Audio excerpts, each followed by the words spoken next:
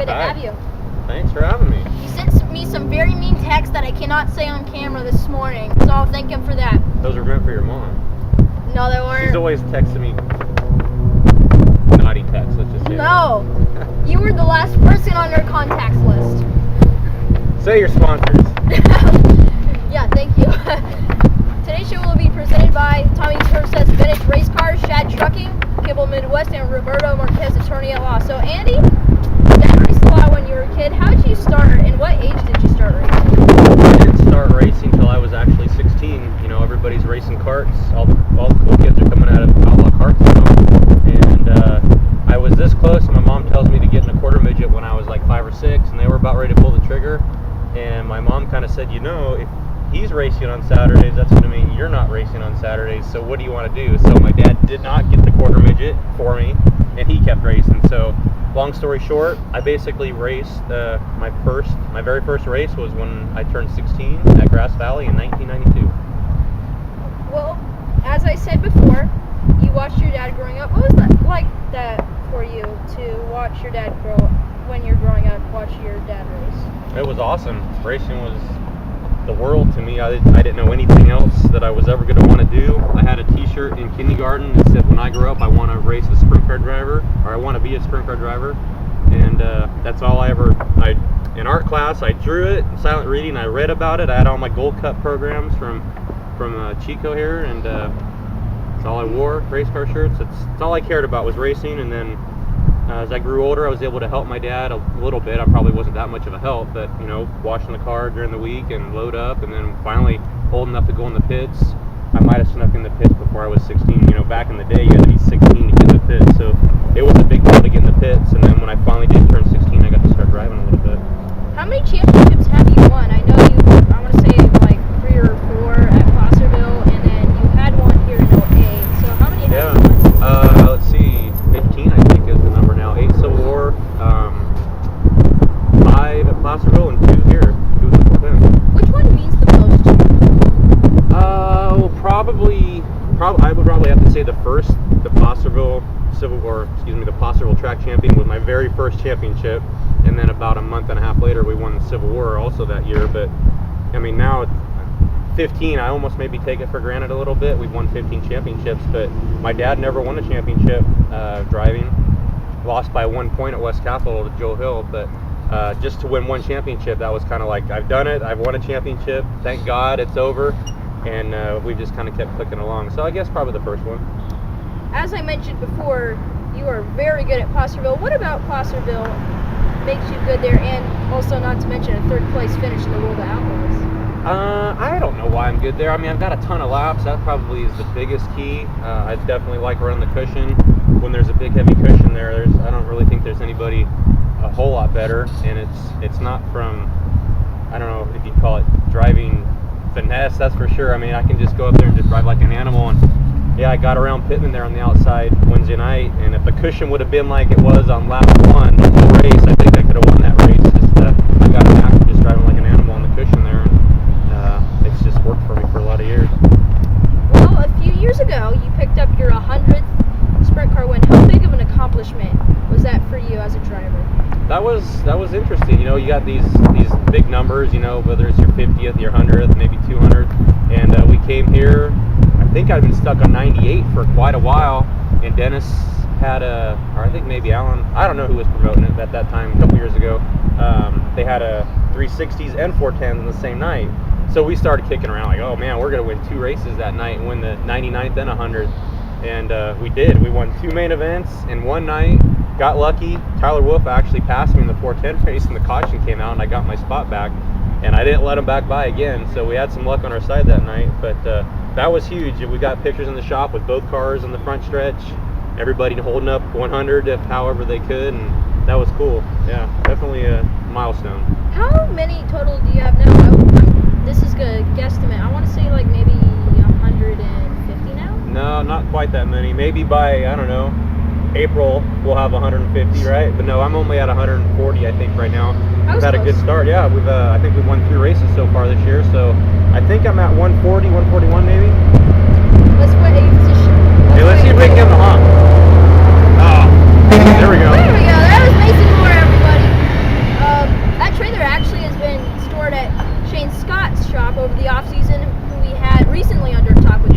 one interesting statistic about that trailer? What?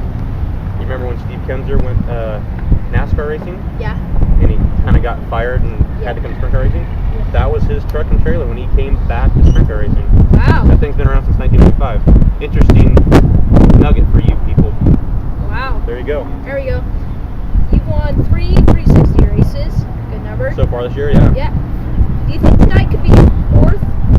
I hope so. I mean, there's a lot of good cars. There's always a lot of good cars. You know, sometimes people, I think, take for granted it's just a 360 race, but there's a lot of good local 360 drivers that would be good 410 drivers if they had the budget, but they don't. They race within their means and they go 360 racing. So I don't know. I rode in and out of there really quick. There's a lot of cars in there. I'd be guessing there's probably 40 cars here tonight. And then you got to throw a wild card in with the racetrack. You know, it's been a long winter, had some rain, so who knows what the track's going to do tonight. So I wouldn't mind it if it was really rough and choppy. I get a kick out of it when the track's like that. And these new go-kart kids, they don't know what to do with the ruts and the bumps and having to pull tear-offs and mud in their face. They kind of, oh no, what am I going to do? So I can pull tear-offs all night long. I'm down with that. Yep. Well, you could be easily in the National Sprint Car Hall of Fame in Knoxville. Do you think you could reach that goal? I don't know. Maybe if they have a local hero section, maybe. I'm not too up on all I know is there's a lot of cool drivers in the National Sprint Car Hall of Fame. I don't know if I'm one of them, but I don't know. Maybe if I keep winning races, maybe if I get to the 200 milestone, maybe win some more championships or something like that. I maybe could seal the deal with an outlaw win or something like that. You know, there's always a big fish in a little pond, and there's all kinds of local legends around here, all over the country. How you get in the National Sprint Car Hall of Fame, you got to kind of stack up against those traveling guys when they come to town. So maybe if I keep doing some cool things like Outlaw does, that might open some eyes. I don't know. I'm still too young. They put old people in that thing. I'm not old yet. I hear you have to be 50. Oh, that's like 40 years away still. Maybe by then you can match Steve Kinser's record. Come on, what's the math? I said it's 40 years away. So, How old are you now? 39. Okay, so 11 years. What would that mean to you? That would be pretty cool. I don't get too excited about too many things. You know, what would it mean to do this or do that? But yeah, if I was to sit back and think a minute and get to go back to Knoxville to the Nationals and get inducted in the Hall of Fame, that would be pretty cool. That would be badass. Andy, this is rated PG. That isn't a bad word, is it? Yes, it is. Oh, sorry. Everything in America is considered a bad word now. Yeah, I know. You and Sean Becker have had a long rivalry.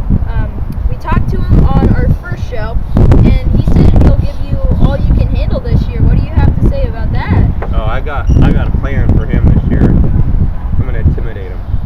Every time I see him now, I go like this, and he just. Under caution. Yeah. I go up next to him and I do that. Oh man, Becker's a basket case, man. You think he's calm and cool? No, you can rattle his cage. So that's my plan. I'm just gonna rattle his cage this year. Are you trying to imitate Dale Earnhardt? No, you can't imitate him, but that's my plan. I'm just Rattle I'm gonna rattle his cage. Yep. Well, in the past you've had a bit of a temper issue. No, that was 100 years ago. You can take my mom for that question. So what do you want? What's my biggest fit I've thrown into the truck? Yes. Okay. That would be great. In 1999, I did maybe throw a 2x4 piece of wood at another driver. My mom was telling me about that. Yeah, that was great fun. But that was 1999. That was a long time ago. Yeah, I was a little peckerhead back then, and at that time, I had only won, I don't know, 1 or 2 races, and I was in contention to win that race, and David Robinson Jr. was leading the race, and he got a flat right rear, and I thought, well, he's dead meat now, man. He's gonna pull off, and I'm gonna get this win. And he tried racing, and it didn't work out very good. We all ran into each other, and I got crashed. And all I knew was I didn't win the race. My car was crashed, and it was his fault. And I found something to throw at him, so I threw it. So yeah, that's fun to talk about now. And there's old good fights you can talk about back in the day. I would never do that nowadays. I guess I got older and wiser. But and you know what? Now that I'm older and wiser, I would never get caught up in that position again on the racetrack. You know, I know I could have handled things differently to avoid.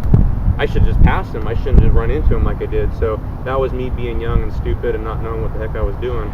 But yeah, I mean, me and Power Feed are friends now, and his son's, he's gonna be national stud here pretty soon. He's racing the Coons midgets. So yeah, everything comes full circle, and everybody kisses and makes up eventually. So That was definitely fun. People still talk about that. Some people even call me Andy 2x4's bird, 2x4.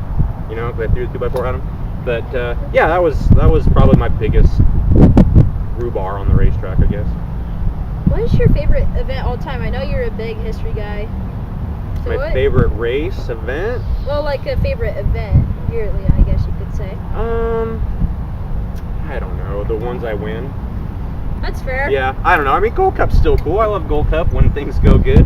Sometimes racing with the Outlaws is very demoralizing, and sometimes when you do good, it's like, yeah, I can do this. You know, I'm not too bad of a driver. But yeah, probably Gold Cup. The Vermeil is cool. You know, I don't even race now on that weekend just because it's such a cool event. It's fun to go and just hang out. We take my dad's car and have some fun with it, and it's probably fun, the most fun event I can go to and not race. Let's say that. Oh yeah, by the way, you were talking about your dad's race car. My dad just got 2 stay-in race cars, so you and your dad better look out in a few. Oh really? All right. Well, tell them to bring it on. We're gonna have an old time race. Yeah, the old time cars are gonna get faster. They might start going as fast as the racing divisions. Well, we're seeing a lot of drivers retire now. Steve Kinzer, Tony Stewart, Jeff Gordon. Who's the other one? Jason York. Who? Jason York. Oh.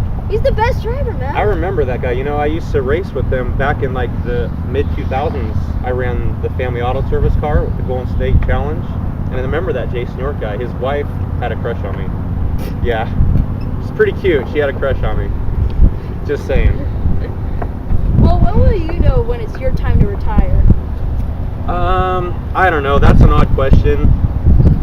I'm not sure what the answer is. I like to say when I'm not having fun. I guess that's cliche to say.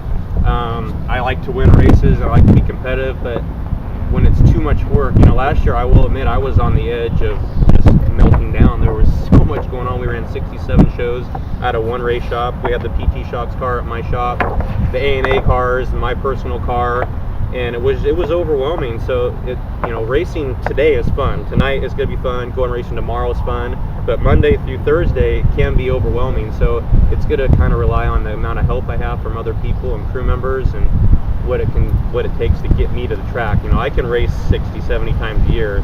That part's fine, but it's probably the work part that's going to dictate when I quit racing, I'd say. What era would you pick if you can choose any to race in? I know you're a huge history guy, along with my dad. Yeah, I don't know. I mean, every era is cool.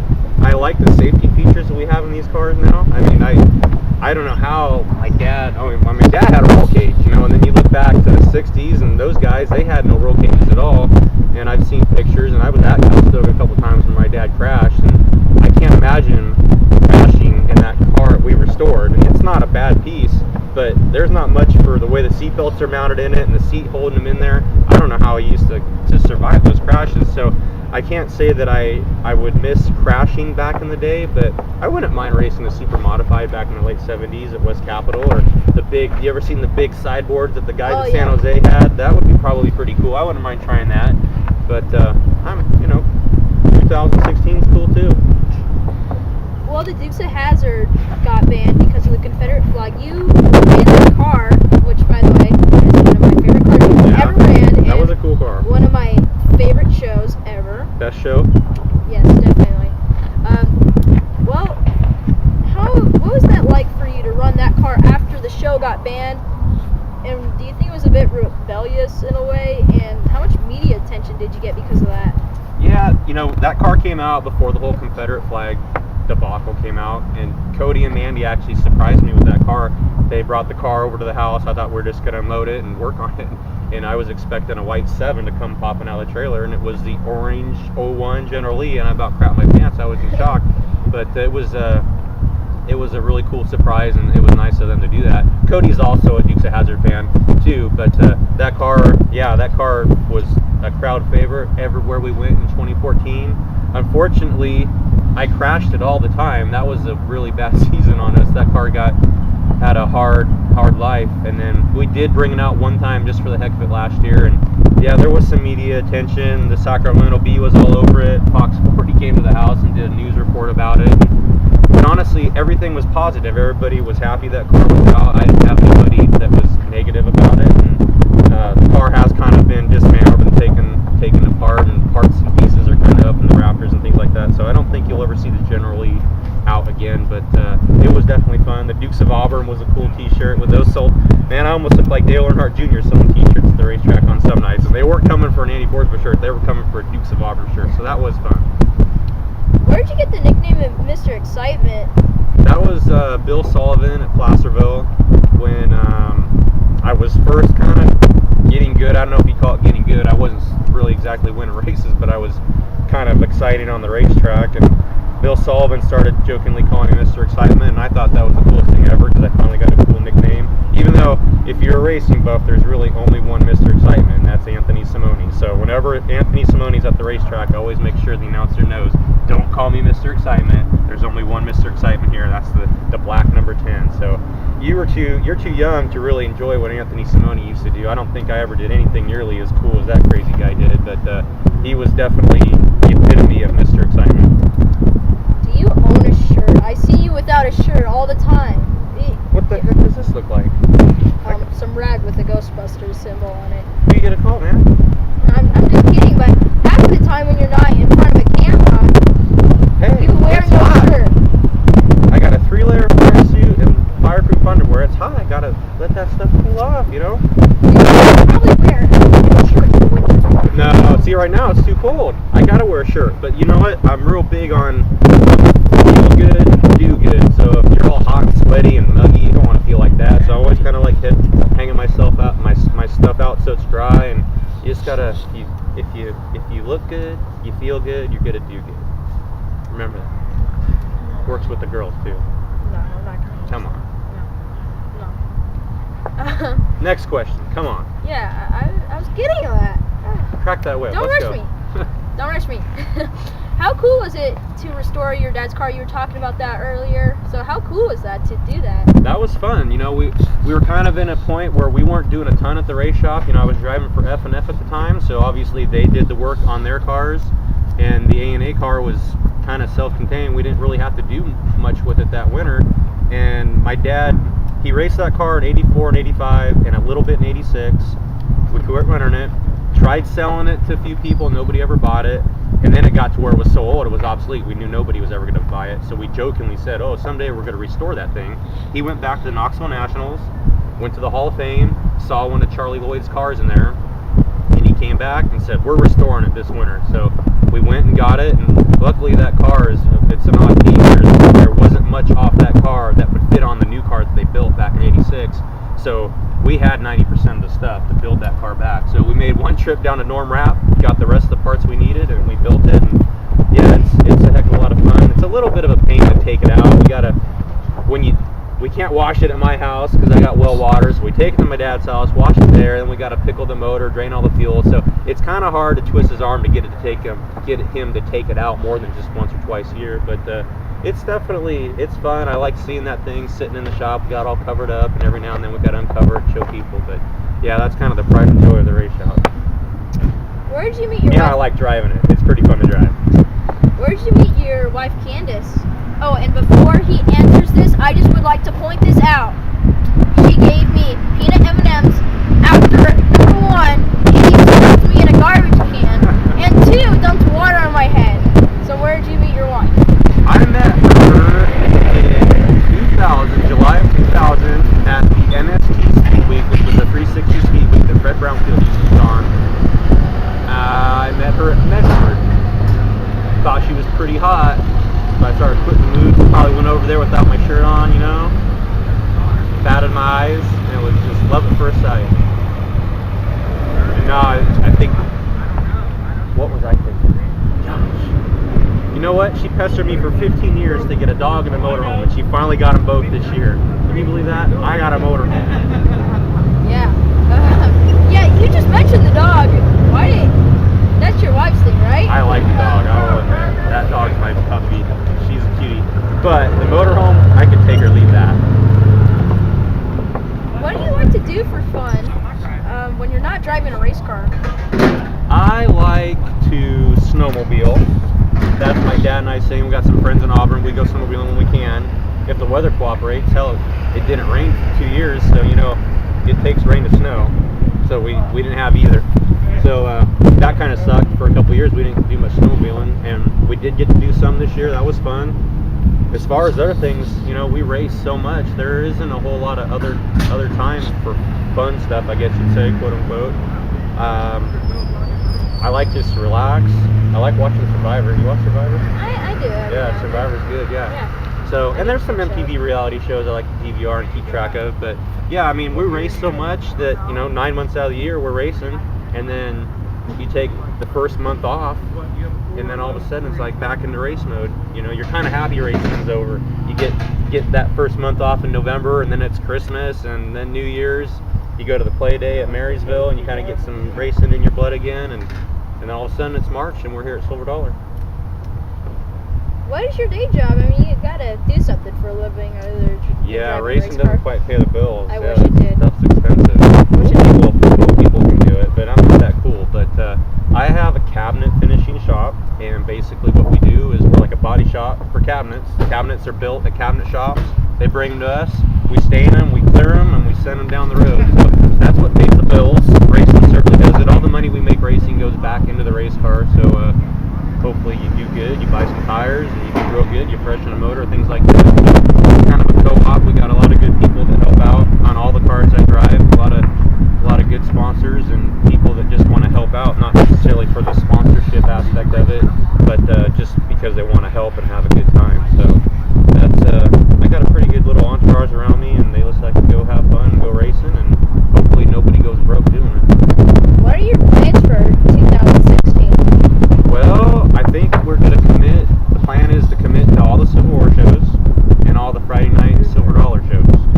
As far as everything else, we'll fit as much other stuff in as possible. I think we're going to be in Petaluma we're going to miss 4-point races in Petaluma, but we'll still be in 15 of those shows. We got 9 times we'll be in Placerville. A couple of them are King of the West races. We'll hit the Mini Gold Cup, the Gold Cup here, the Tartar, the Bradway. So I don't know. There might not be a sprint car show that I'm not at Chico. I'll be at every single sprint car show at Chico. I know that much. But as far as points are concerned, I think Civil War and Friday Night Chico is what we're trying to commit to. That's kind of the plan. My brother seriously wants to know is why you call him Danielle? I thought that was her name. I'm with you. I like that one. No, I don't know. He's growing on me a little bit since our golf cart escapades at that was Calistoga. fun. Don't tell Shane Scott what we did, but those were pretty fun. Yeah, that was fun. I still want to rent one from him next year. I might, if he finds out what we were doing to his golf cart. We can do all those hazard reenactments. Remember the wheel stands we were doing? We jumped over the pond that one day. That was awesome. Wow, that was a lot of fun. Also, why'd you choose Back to the Future? I have nothing against it. I just really like the movie. Back to the Future is a great movie. I love that movie. You can only have so many T-shirts with a sprint car on it with your name, and I've had quite a few shirts, you know, and eventually people don't want to buy them anymore. So it's actually Back to the Forsbergs. Yeah, I know. Yeah. But See, the front says Andy Forsberg. It's got all the cool DeLorean stuff on the front. But Back to the Forsberg, it's my car and my dad's car, so it's kind of a reference to going back to 1984. July 21st, 1984, he won at Calistoga that night, which was a really big deal for him. Maybe some people take it for granted to win races at Calistoga, but for my dad, that was like winning the Indy 500 on the budget we had. And, you know, he built a lot of stuff himself, and there was a lot of hard nights working to go racing back then against the Bailey brothers and Ed Watson and Bob Nielsen and the Moeller brothers. For my dad to come out of there, and he did win there 2 times. That was cool. And in '84, only 4 people won at Calistoga that year. You had Leroy Van Conant, he's in the National Sprint Car Hall of Fame. Chuck Gurney, Hall of Fame. Leland McSpadden, Hall of Fame. And then just some goofball from Auburn, California, Richard Forsberg. Won a main event at Calistoga. So we're pretty proud of that. I don't know, people might get tired of us crowing about it, but I'll brag all day long. My dad won there 2 times without a wing. Pretty cool stuff. I've won there twice with the wing. Not so cool. I could probably win 10 times there with the wing. That might equal what my dad did there without. So yeah, we're definitely proud of that. Well, that's gonna wrap up our show today. Thank you, Andy. This is gonna go down as one of the funnest ones I've done in a while. And we'll see you next time. Cut.